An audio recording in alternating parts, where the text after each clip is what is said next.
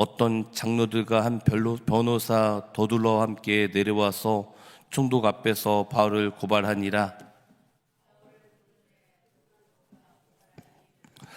벨리스 각하여, 우리가 당신을 힘입어 태평을 누리고 또 이 민족이 당신의 선견으로 말미암아 여러 가지로 개선된 것을 우리가 어느 모양으로나 어느 곳에서나 크게 감사하나이다.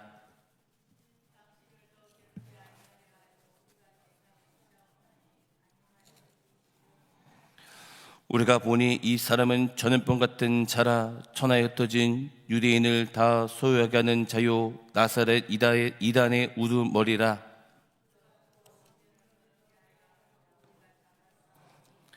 당신이 친히 그를 신문하시면 우리가 고발하는 이 모든 일을 아실 수 있나이다 하니,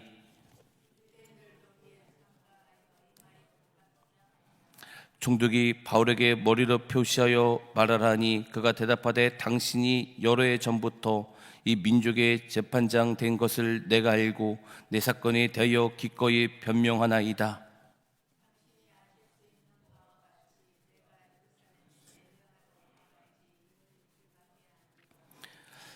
그들은 내가 성전에서 누가 변론한 것이나 회당 또는 시중에서 무리를 소동하게 하는 것을 보지 못하였으니,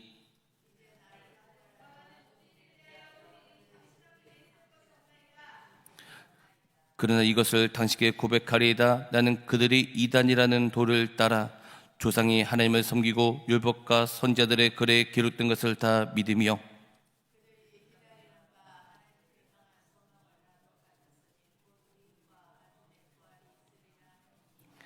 이것으로 말미암아 나도 하나님과 사람에 대하여 항상 양심에 거리낌이 없기를 힘쓰나이다.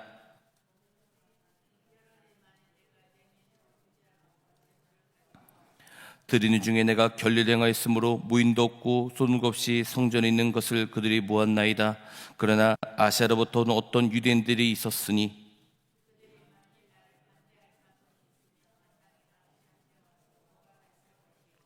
그렇지 않으면 이 사람들이 내가 공의 앞에 섰을 때 무슨 옳지 않은 것을 보았는가 말하라 하소서.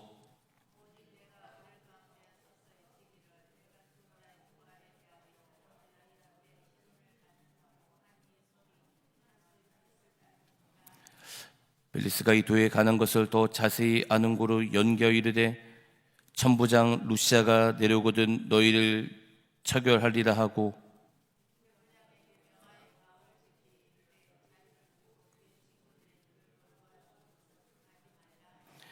수요일에 벨릭스가 그 안에 유다 여자 두루실라와 함께 와서 바울을 불러 그리스도 예수 믿는 도를 듣거늘,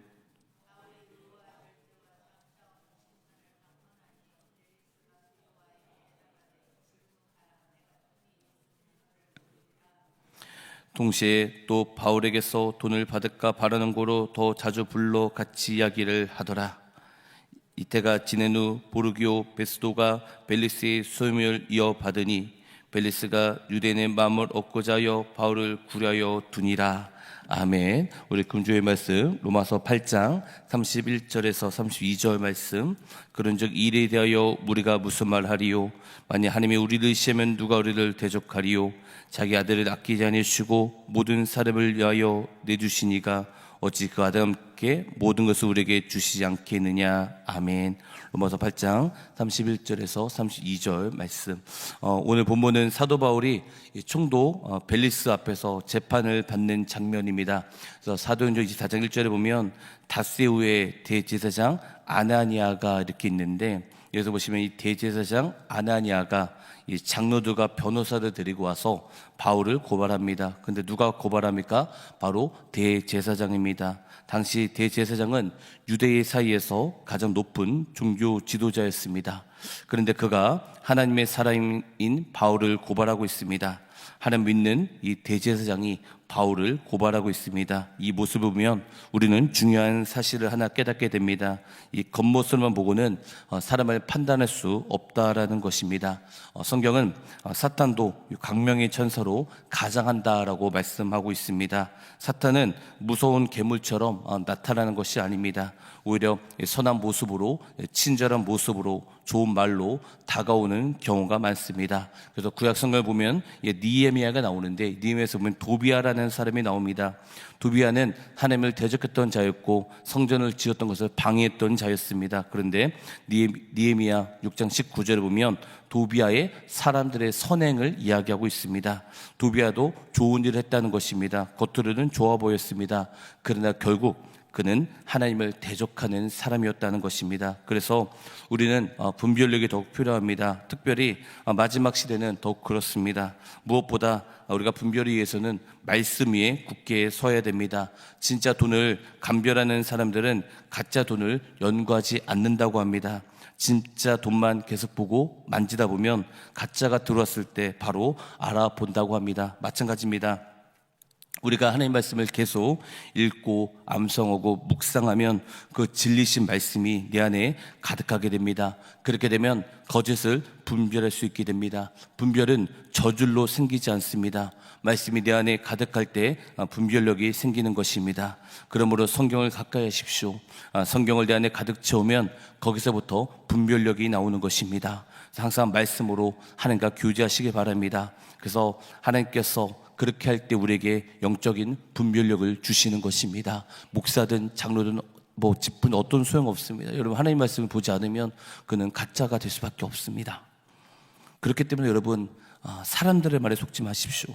우리는 사람의 말에 따르는 것이 아니라 하나님의 음성을 듣고 따라가야 되는 것입니다.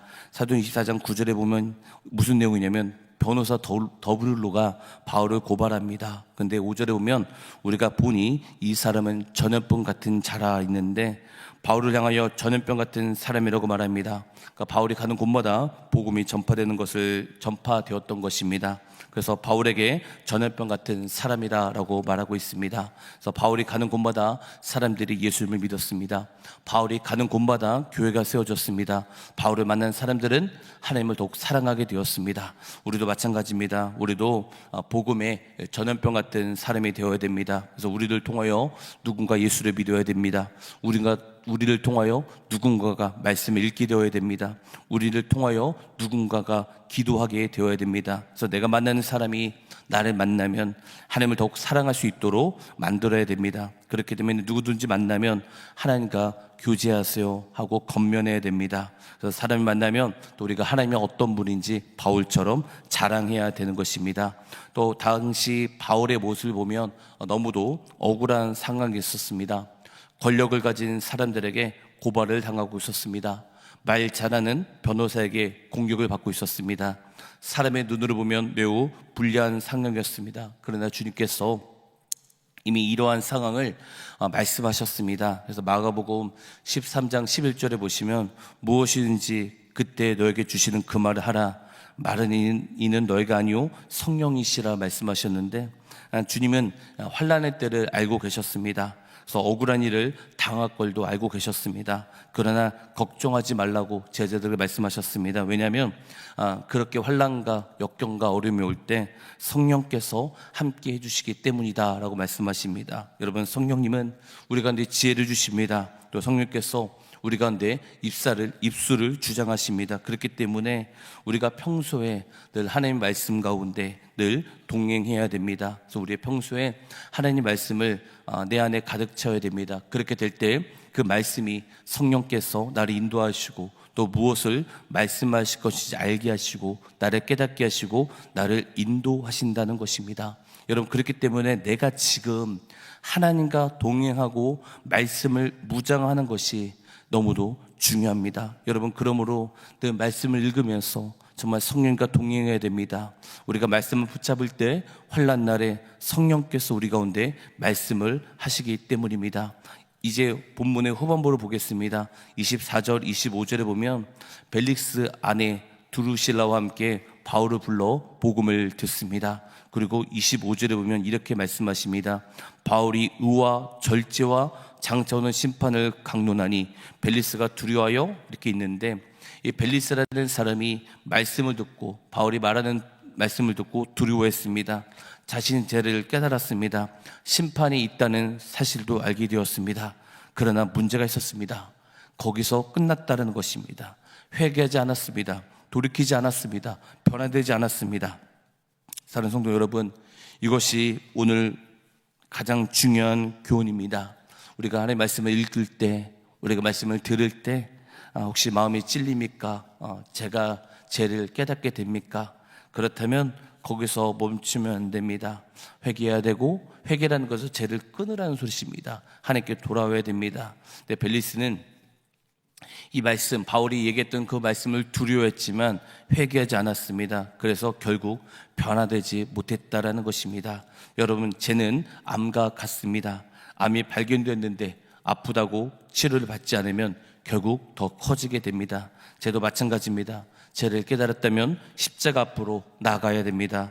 회개의 자리로 나가야 됩니다. 하나님은 회개하는 자를 외면하지 않으신다라는 것입니다. 그리고 용서하십니다. 또 새롭게 하십니다. 새 사람으로 변화시킬 수 있는 능력이 우리 하나님께 있다라는 것입니다. 그런데 사도행전 24장 27절에 보면 결국 벨리스의 임기가 끝납니다. 그동안 그는 여러 번 말씀을 들을 기회가 있었습니다. 그리고 들었습니다. 그러나 결단하지 못했다는 것입니다. 회개의 때도 있습니다. 말씀을 들을 수 있을 때 들어야 됩니다. 회개할 수 있을 때 회개해야 됩니다. 마음을 움직일 때 하나님께 가까이 나가야 되는 것입니다. 여러분, 말씀을 읽을 수 있을 때 말씀을 읽어야 되는 것입니다. 성경은 분명히 말씀하십니다. 죄삭은 사망이요, 죄는 결코 갚은 문제가 아닙니다.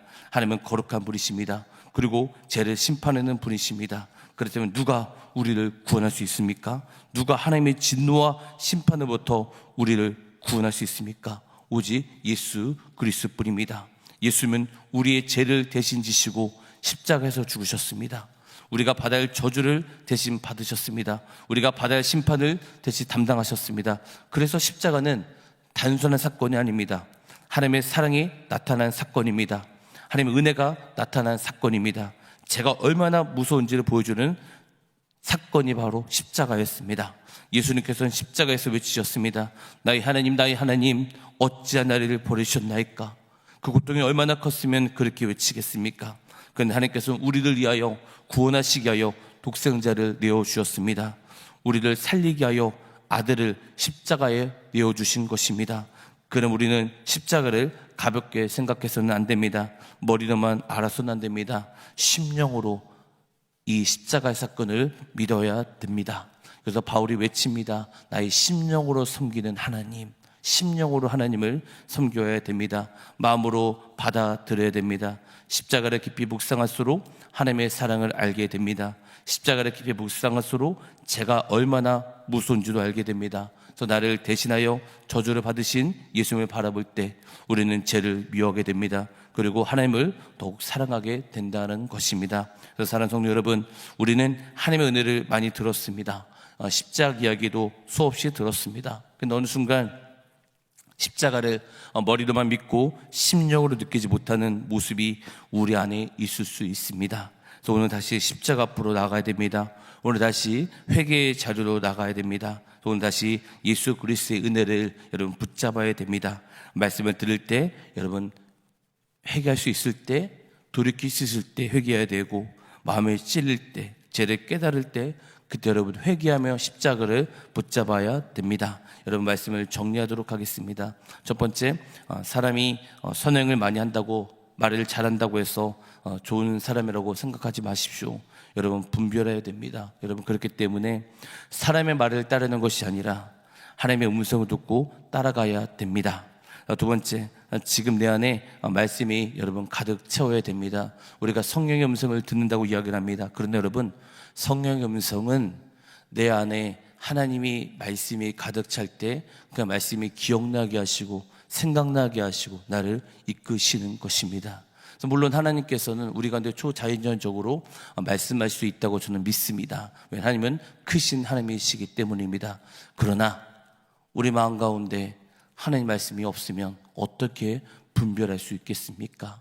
하나님께서 우리 가운데 말씀하시는 건지, 아니면 강명한 천사로 가장하는 이 마귀가 우리에게 말하는 것인지 어떻게 분별할 수 있겠습니까? 그렇기 때문에 지금 내 안에 말씀을 가득 채워야 됩니다. 그래야 환난 날에 성령께서 그 말씀을 생각나게 하시고 나를 이끄신다는 것입니다. 여러분, 세 번째입니다. 여러분, 죄를 깨달을 때 여러분 죄에서 돌이키십시오.